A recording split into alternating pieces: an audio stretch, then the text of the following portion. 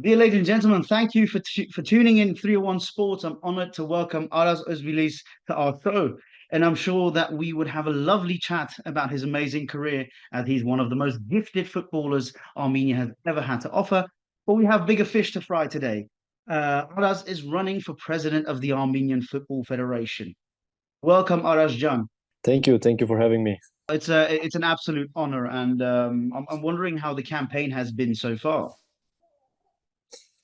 It's gone quite well. I feel a lot of support from everybody. So no, it feels good. Feels good. It's nice to hear and to see that a lot of people are confident that I'm the right guy. That you're going to win. Let's hope for the best, man. I personally am excited because we know each other. We come from the same country, and I'm finally grateful for having a football affiliated guy to run for president. But how did you get to the point when you realized that let's go for it? I'm going to participate in these upcoming elections for president of the Football Federation of Armenia. I always had the intention after my career to support our Armenian football in Armenia, to develop the football here. It was always my goal. And since I've been living here, I've been knowing the football better here. I've seen a lot of things, and that's why I decided that we need really like global changes in our football mentality, infrastructure, everything. So that's why I decided to put myself as a candidate. So you didn't go for the obvious journey of becoming a coach and then going for larger things. You just went ahead and went all in, right? Yeah, I just graduated for my license B. So I was also doing a coaching license. So it was not that I'm not doing it. So even if I'm going to be president, there is still a lot of room to learn, and football is always developing. So, but indeed, I think that as a coach you can do a lot, but as a president you can do much more. So that's a good way of seeing it. And the thing is that, of course, Armenia is a very problematic a country. Actually, with everything, infrastructure, politically, sport wise. I see how many issues you're going to have to face, and those who follow Armenian football are very well aware of the problematics.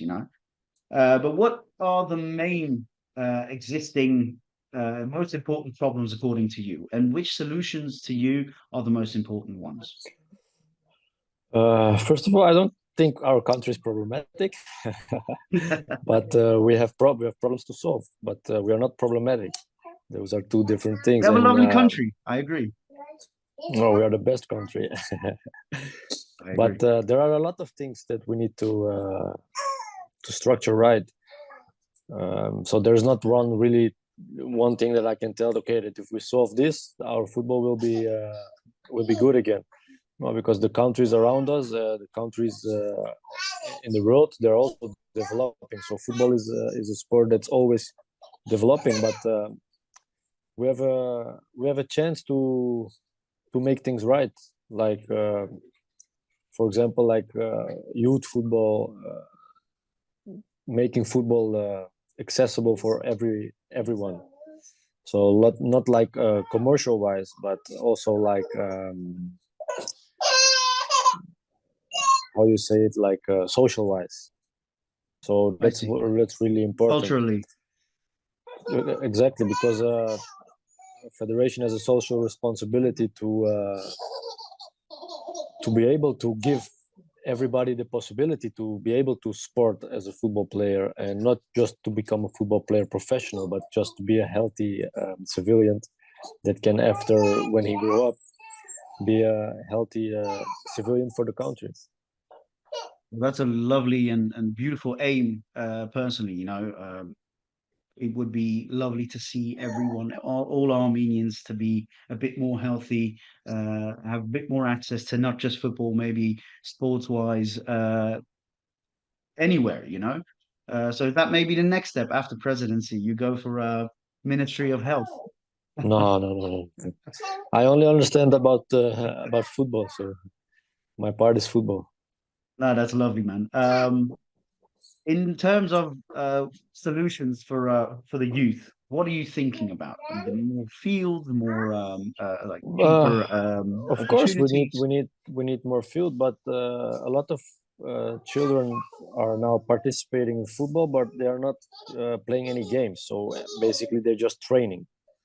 And I always give the example like think that you are going to learn how to cook. You want to become a cook, and you are preparing the dish, but after you prepare the dish, nobody's going to eat the food. They're telling you that nobody can try the food. So for who you made the dish for. So we need more competitions, more games for the youth, for the children, because like in school, if you go to learn, you have exams, and the trainings, the games are the exams of the trainings. That's always what I'm telling. And so we need more games, more tournaments. The football culture should be developed in all Armenia, and I see a good tendency towards that way, but we need right decisions and right infrastructure to make big steps forward. Okay, so and what if we go in depth? I mean, you know, we both we're from Holland. We know how the league structure works. You know how every amateur team knows the system, plays in a like even position wise, like we play a system, the 4-3-3. You remember how everyone knew linkbuiten, rechtsbuiten, everyone knew all these terms. What in those terms in the system, if not the same, of course. Uh, what would we do in order to have this culture, this system incorporated? You know, the system, the culture is different, but the system you are talking about, for example, like a Holland famous school being 43, um, it takes like 30, 40, 50 years to implement a system like that, like being known as a country to playing like 4-2-3.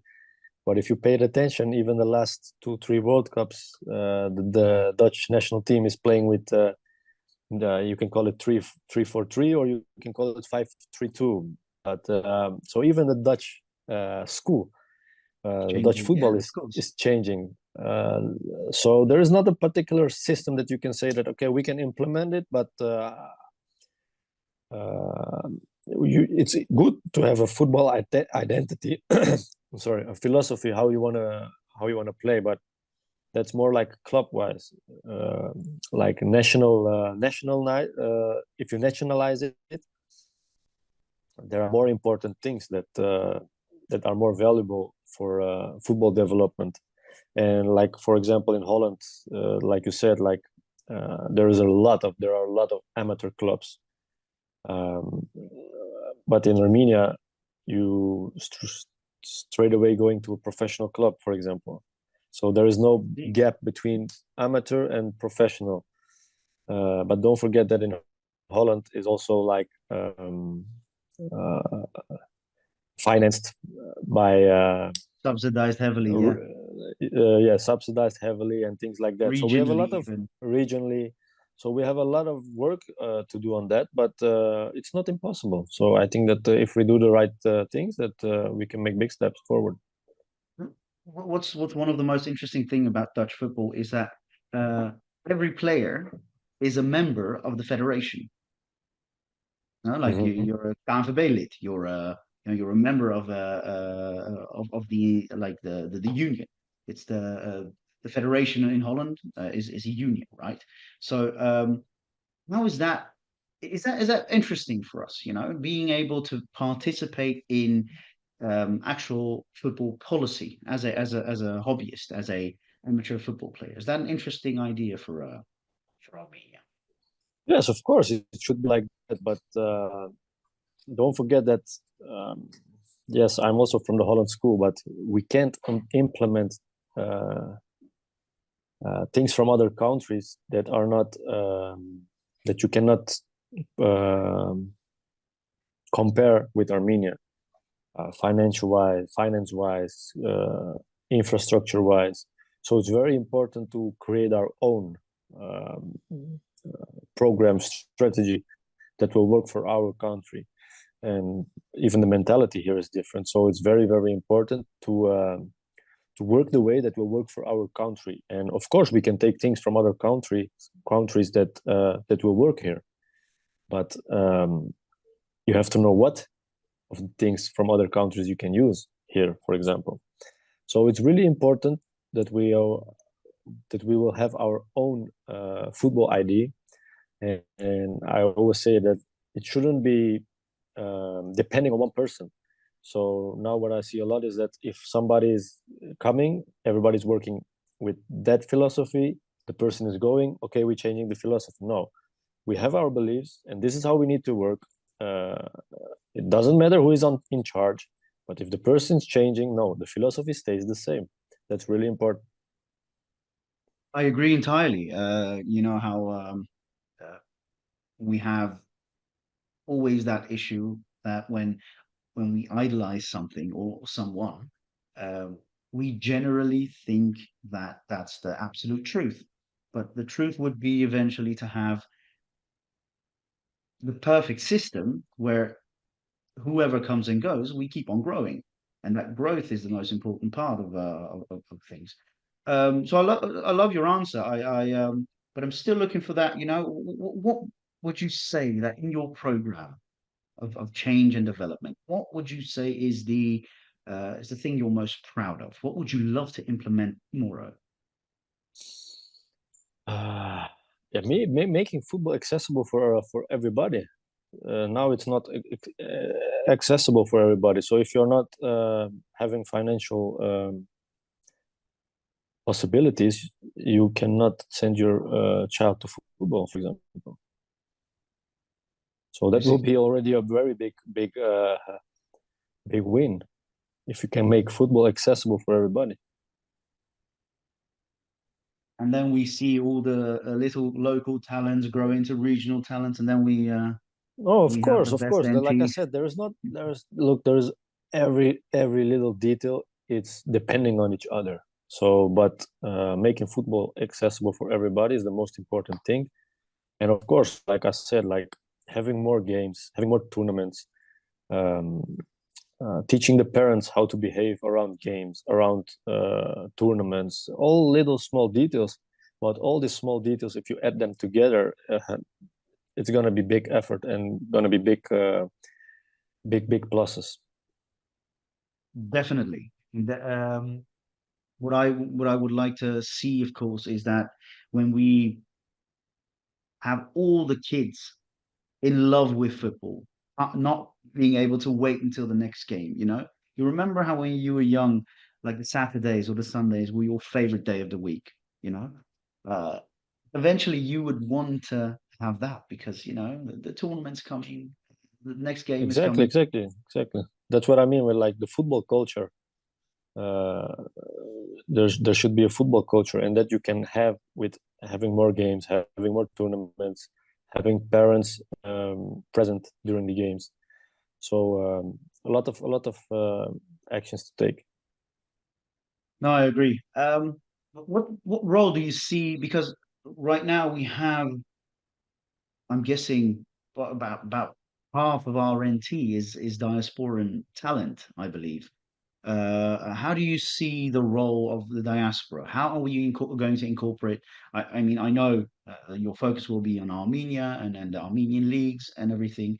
And God hoping you will be the president and fix all that. But the diaspora has its part to play. We have lovely players in the diaspora. How can you make it so that it's going to be structured? You know, the connection. It's not just okay. This guy plays, you know, comes up in a league, and all of a sudden, you know, he doesn't get a good offer from, let's say, the German or the Dutch NT, and let's take him in. How are we going to structurize that all the diasporan talent is going to stay connected to Armenian football? Uh, to do that, you have to be able to scout the diaspora as soon as possible, as young as possible, so that you can keep them connected. Of course, there is a big depending on parents, of course, because I believe that how you raise your child is very important. That if you even you living abroad, like I've also lived abroad, but I've always felt a connection with Armenia thanks to my parents. So I think the parents playing a big role in it. And scouting wise, we should be able to scout the children very soon, very young, and try to. But the most important thing is, if you when you come from diaspora playing for the Armenian national team, for example, it should really be a reason for you that you want to play for your country, and not because Germany didn't invite you or Holland didn't invite you. That kind of players we need in Armenia, not the players. I'm very honest with that. That if you wait for the look, it's difficult. It's not an easy decision. If you can play for France or for Holland, I understand that you will doubt. But the more important thing is that if you decide to come to Armenia, it should be like doing it for your country. Because from experience, I can say that playing for your country is the most beautiful thing there is. This is going to be like the sound bit for this video, right? This is the way we're going to promote the video. No, I'm absolutely. I love what you just said, and I agree. I agree. It's terrible seeing like, um, having these talented players all of a sudden at their 28, they're thinking, okay, I want to play some international football. Let's see where I have some lost heritage. No, if we It's have some look, if we have some really amazing talent abroad, and he can play for France, Holland, or Germany, and he can play on World Cups, that can also be a big plus for the country. But I mean, like, um, if the player is attached to the country, then you can have these pluses. No, I agree. I agree. You know how both of us we love our country, and it would be lovely to see to see them like do what you did. I remember your first goal was a penalty, I think, against Canada. It Yeah, was yeah, it was a moment of absolute pride for me too, because you played at Ajax, my club. We're from the same city. All the stuff, and and that is one of the most absolute joys in football for us as Armenians, especially in diaspora. Because let's be honest, having someone from the diaspora as a diasporan is also very nice. It's also very a euphoric feeling.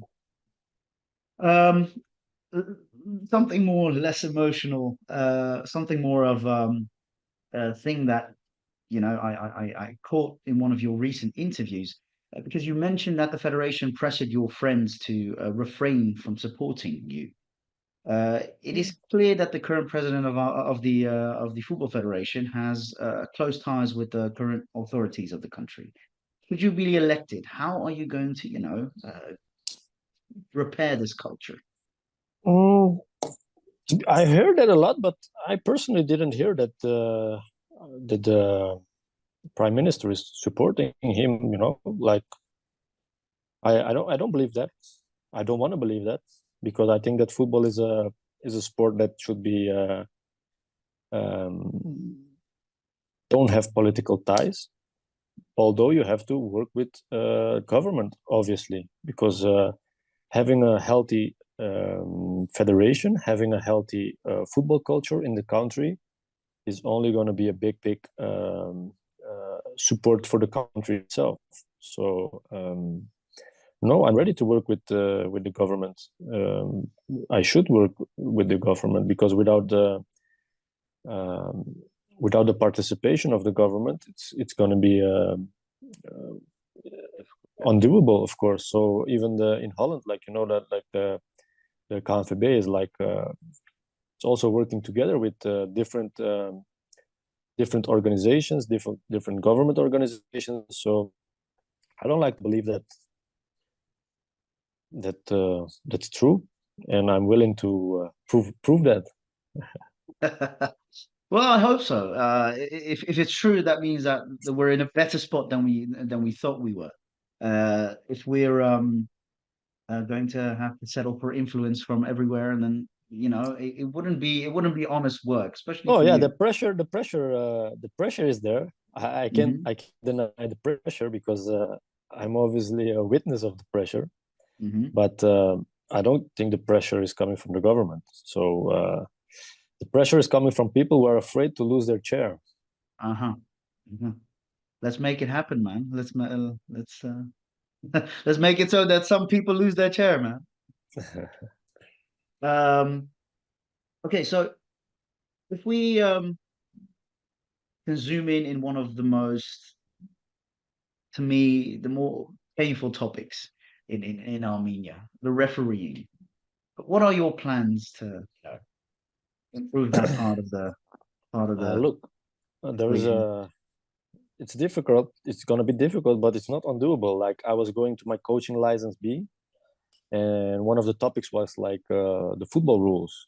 And I'm in football 30 years, so in professional football 15 years.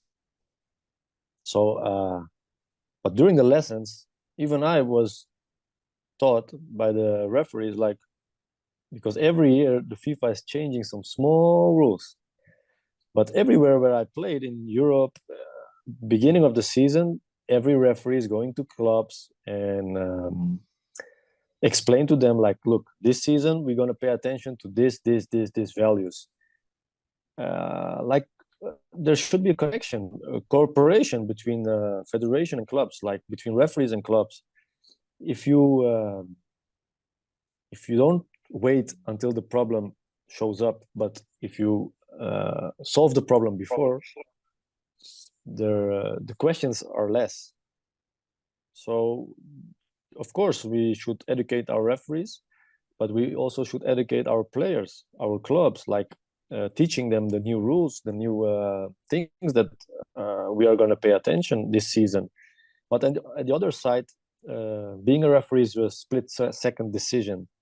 And in Europe or in the rest of the world, the stadium is full and you don't hear nobody from your left side to your right side. You are doing your game as a referee. But here in Armenia, everybody is a referee. So there is no audience. Everybody is a referee. So even if you are counting, for example, you are going to counting in your head and I'm telling you 12, 13, 14, 15, 12, 1, 2. I'm interrupting you. You understand? You're gonna be interrupted by me. Johan Cruyff has a nice saying like when the referee whistles, uh, you should complain, of course, in a correct way. He says, you know why? He says because the referee is not going to change his decision because he already blow his whistle. But you can manipulate him for his next decision. You Yeah, understand? And this is what Cruyff said of maybe course. in the 80s or in the 90s. So because of there is no audience here in Armenia, of course the referees are manipulated very heavily. So No, definitely. it's difficult, but it's doable. Education from the referee side, but also from the club side, player sides, and just mentioning, like, okay, we're gonna pay attention to this. Be careful. There's gonna be support from the federation, and that's it. That's it. I hope, man. I hope it's one of the most difficult parts to play in football, refereeing. Let's be honest. I mean, everyone has had a game where you've been going ham on the referee. You know, you'd be like, "This guy's a loser. What is he even doing here? I've thuis niks te vertellen." You know, we'll translate Yeah, that later. You know, yeah. all those things. Um, and then eventually you realize how that person is just, I mean, he's probably not even getting paid well for this job. You know. So I uh, I see where you're going, and I hope those changes will get into its place, and we eventually evolve from these mistakes that we've been seeing for the last couple of years. Now let's talk a little bit about the national team, because I have all the faith in the world that we will improve our football. Um, nationally, regionally, locally, with you at the helm of the federation, but we still have the national pride, the national team. So, how would you evaluate the last performances, and who do you think should eventually be coaching our national team for a long term? Do you local, foreigner? What are your thoughts? I've always said that our problem is not a head coach, because I don't believe. No, of course, a head coach is important. Don't understand me wrong, but that's not our main problem. Our main problem is behind the first national team. During my campaign, I didn't talk too much about our first national team, because yes, we have to realize that we have a long way to go. And yes, we were close, but we were yet so far. So we have a lot of work to do. Yes, we are saying that we only lose with one goal difference, but against Croatia, it could be 5-0 or 6-0. Yeah. So we have to be realistic. Like, we have a long way to go. But I remember when I came to the national team, there were only 3-4 players from abroad. And now it's the opposite. Like, there are 3-4 players from local clubs. So the tendency has changed, and we have to make sure that we keep providing players from Armenia to play for the national team. And everything that comes from the diaspora, it's a big plus. But our base should be Armenia. And that's, I think, more important than of course, everybody is cheering for our national team and is hoping for success for the national team. But imagine we have success now. We were playing in Europe, but after that, Yeah, 20 years of after nothing. after 5 years, what's going to happen then? We're going to have a big fallback.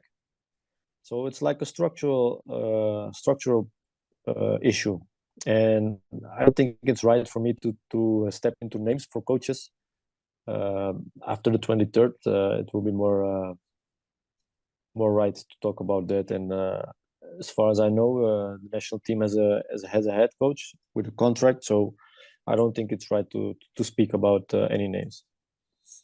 Yeah, it's more of a philosophy thing, because we are talking about the next 5 or 10 years, because if we want to qualify for Europe or World Cup, uh, I've always felt that the head coach in Armenia has a very different role than any other national team manager in everywhere else. Louis van Gaal is speaking Dutch, is implementing these smart tactics for the Dutch team. But with our team, you have to be a people's manager at the highest level. So many different cultures, so many different languages, so many different ways of playing. Uh, I've always thought, like, the national head coach, it shouldn't even be a football player. It should be like a people's manager, like a psychologist, because it's so difficult. This is like the reality we Armenians live in, right? We're spread throughout the world. We've whether we want it or not, everyone has a different type of culture, a different type of sporting mentality culture. So it's very difficult. That's why my question is like a philosophy thing. Yeah, where do we eventually want to go? And I guess the base being in Armenia is a smart thing. Uh, we should have to be able to produce quality players. Yeah. Let's say, you know on the topic of pressure, and because that's interesting to me, and we're not going to just give it away easy, right? All the questions. So we're all well aware of the issues with Punic, the president of the FFA, and Shirak. Do you think that these problems are uh, you could overcome these problems? I guess so, because they're supporting me. So that's a good thing. But I said it already, and for me, it's very important to have a transparent federation, open federation. that's open for critics, that's open for solution, and not like you can't. Nobody can, because the federation is not for any person. It's not for the. It's not of the president that's ruling now. It's not going to be my federation. The football federation is the federation of the country of Armenia. So you cannot put your personal problems ahead of your country. So if you keep the transparency and not applying different rules for different clubs, I don't see why they should there should be a problem. No, I agree. It's just more than that. Imagine the system in Armenia. Imagine a club being able to say we will not participate in a league because of personal feuds or issues, and that for a decorated team as Punic. It's problematic. It's one of the most beautiful clubs in Armenia. I'm a personal supporter because they used to be Hometmen. It's my club in Armenia. You've played there too, right? For a year or two. You know, it would be an absolute shame if Punic wouldn't participate. And how difficult is the entire playing field, let's say, if it's possible for someone to say we will not participate in next year's competition if if this guy is still in charge. How do you?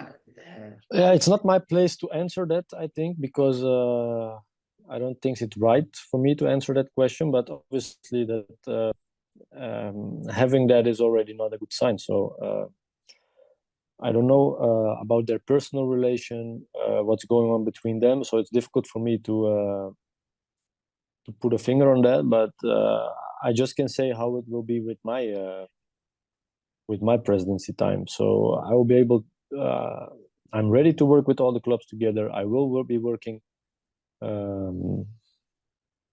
Havasa, how you equally. I will work equally with all the clubs. So that's the most important thing for me.